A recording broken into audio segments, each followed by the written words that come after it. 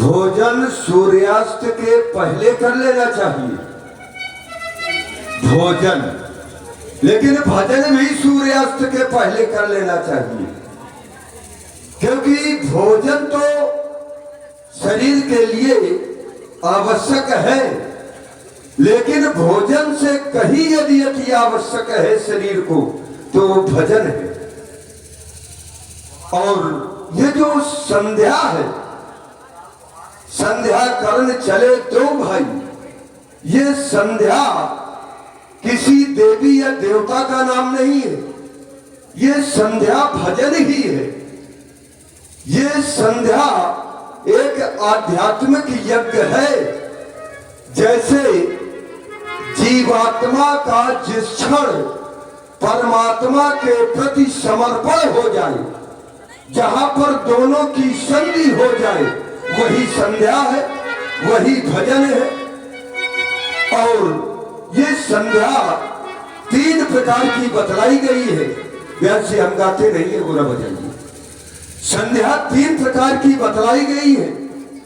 जैसे कि हमारे व्यास जी के द्वारा बतलाया गया कि भोजन आयुर्वेद में बतलाया गया है कि सूर्यास्त के पहले कर लेना चाहिए, और सूर्यास्त के यदि पहले आप भोजन कर लेंगे तो शरीर के लिए स्वास्थ्यप्रद होगा, और जब शरीर के लिए स्वास्थ्यप्रद होगा तो हमारा शरीर निरोगी रहेगा। उसी प्रकार से अगर हमें संध्या करनी है, भजन करना है, तो शरीर के लिए यदि वो भजन उपयोगी बनाना है तो उसको भी सूर्यास्त के पहले ही कर लेना चाहिए, क्योंकि संध्या 3 प्रकार की बतलाई गई है। उत्तमा, सूर्य सहिता, मध्यमा, लुप्त भास्करा, अधमा, तारकोपेता, सायं संध्या, त्रिधास्मता। उत्तम कोटि की संध्या अर्थात भजन वो है जो सूर्य भगवान अस्त न हो और उसके पहले कर ली जाए, ये उत्तम कोटि की है। मध्यमा, लुप्त भास्करा, मध्यम कोटि की संध्या वह है जब भगवान भास्कर अस्त हो चुके हो और उसके बाद कोई माला लेकर के बैठ जाए, तो ये मध्यम कोटि की है। और सबसे निकृष्ट अधम कोटि की संध्या वह संध्या है जब आकाश मंडल में तारागण आच्छादित तो हो चुके हो और उस समय जब कोई संध्योपासना करता है तो वो प्रथम कोटि नहीं, मध्यमा कोटि नहीं, अपितु अधम कोटि की ही संध्या कहलाती है। अस्तु, ये पावन समय है, तुम दोनों बंधु जाओ और जाकर के संध्योपासना करो। मैं भी इसी स्थान में बैठ करके संध्योपासना करूंगा। जाओ मेरे लाल, जाओ। संध्या करनो चले तो भाई,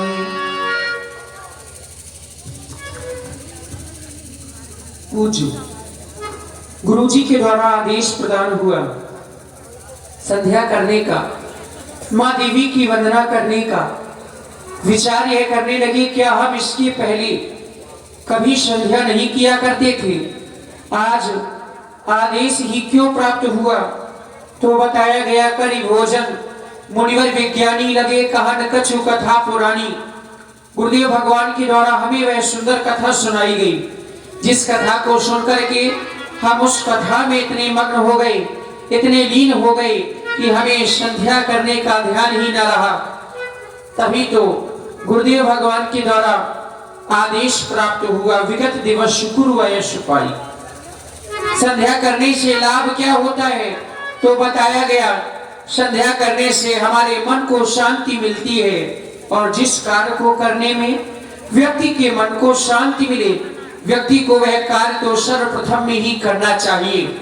बड़े भाग मानस तन पावा, सुर दुर्लभ सद ग्रंथन गावा, साधन धाम मोक्ष कर द्वारा, पाई न जे परलोक सवारा। बड़े भाग्य से हमें यह मनुष्य का शरीर प्राप्त हुआ है। इस शरीर को पाने के लिए वह देवता भी तरसते हैं, लेकिन उनके लिए ये मनुष्य देह दुर्लभ बताई गई है। साधनों का धाम मोक्ष का द्वार, जिसने मानव शरीर पाकर के अपना लोक परलोक नहीं संवार पाया, वह तो जीवन भर पश्चात आपके जलन में जलता रहता है। श्रद्धा के वास्ते मन सुमन होना चाहिए, भक्ति के वास्ते नमन होना चाहिए। समय बड़ा ही गतिवान है, हमें समय के साथ चलना चाहिए। यदि हम समय के साथ नहीं चले तो समय हमसे बहुत दूर चला जाएगा और हमारे हाथों में केवल पश्चाताप रह जाएगा। चलो लाल, दोनों बंधु मिलकर के मां की वंदना करें। श्री गुरुदेव के द्वारा हम दोनों बंधुओं को यह आदेश प्राप्त हुआ, हम दोनों बंधु मां संध्या देवी की वंदना, आराधना, उपासना करें। कारण संध्या वंदन करना हर प्राणी का परम कर्तव्य होता है। हर मनुष्य को चाहिए कि वह संध्या वंदन, इस आराधन अवश्य करे। विधाता ने इस संसार में 84 लाख योनियां बनाई। विधाता ने इस संसार में 84 लाख योनियां बनाई, लेकिन इस मानव योनि के जैसी, इस मानव शरीर के जैसा कोई दूसरा शरीर उस विधाता ने निर्मित नहीं किया। आचार्य कहते हैं, नर समान नहीं कौन्यो देही, जीव चराचर याचत ही।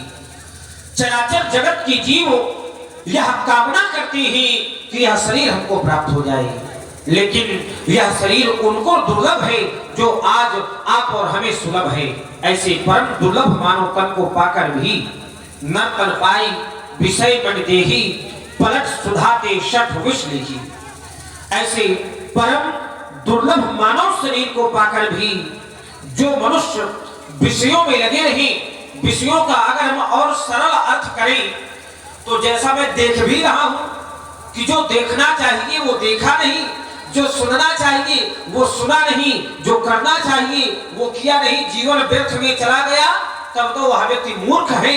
अमृत को ठुकरा करके विष को ग्रहण कर रहे हैं। जे नतरई भव सागर नर समाज अस्पाई, ते निंदक मंदवती आत्माहन गति आई।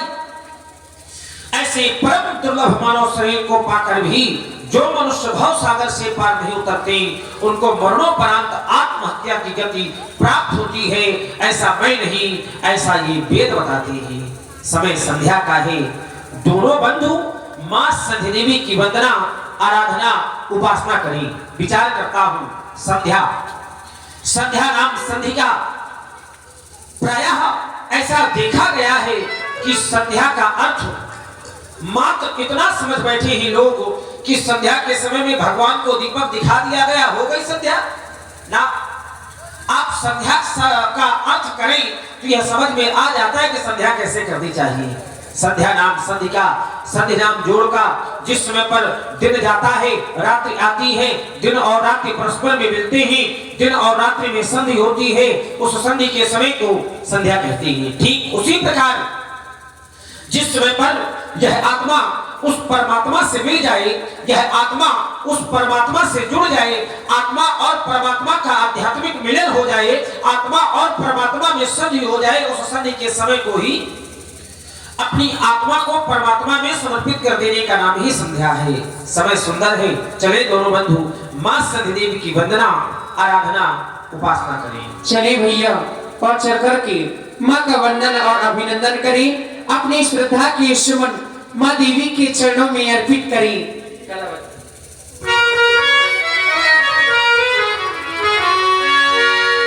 या सर्वभूतेषु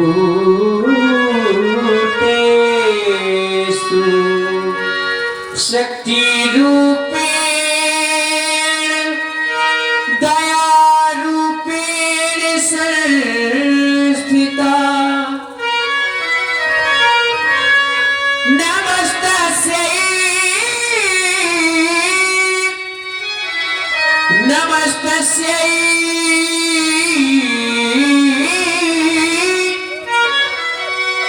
नमस्तस्यै नमो नमः।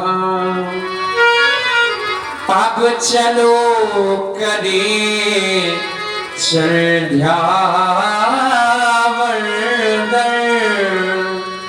संध्या का पाठ पढ़ाना है।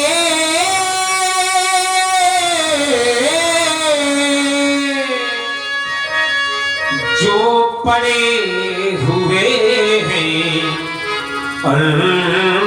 अंधकारे में, यह सारा संसार सो रहा है।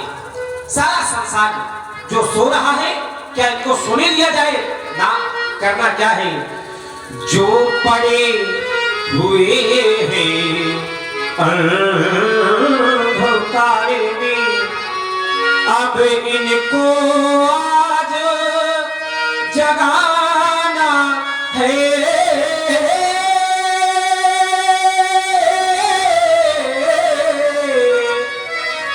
जो पड़े हुए हैं अंधकार, खेलती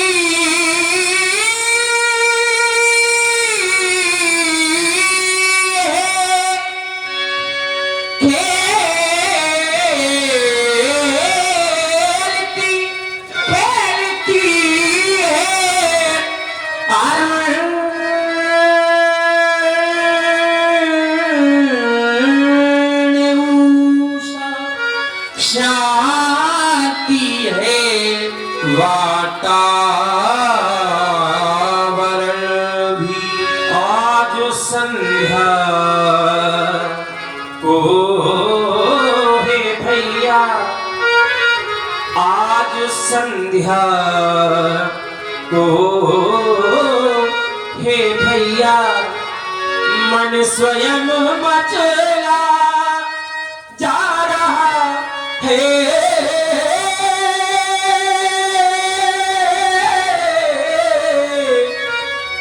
आज संध्या को है भैया, चलो भैया करे संध्या संध्या, चलो भैया करे संध्या। समय संध्या कया है, समय ये समय संध्या कया है। हे पावन, हे पावन, हे पावन, शुभ समय देखो ये गुरुवर ने बताया है। हे पावन समय देखो ये गुरुवर ने बताया है। हे पावन समय देखो ये गुरुवर ने बताया है। चलो भैया करे संध्या, समय ये समय संध्या करे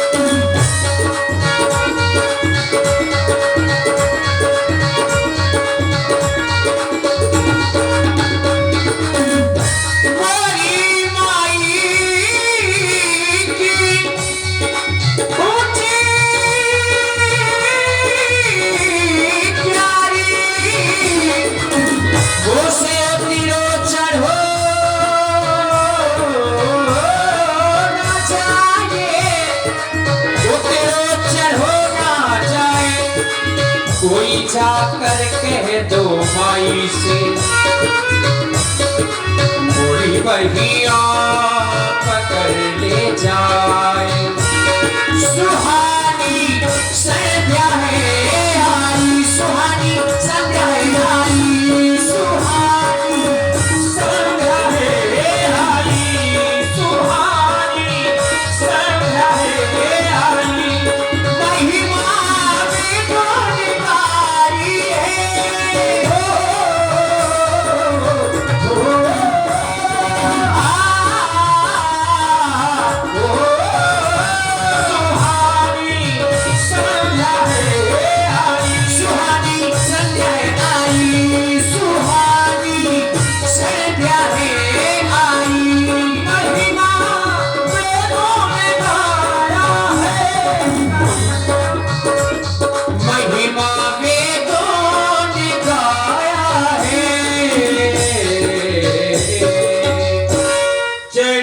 भैया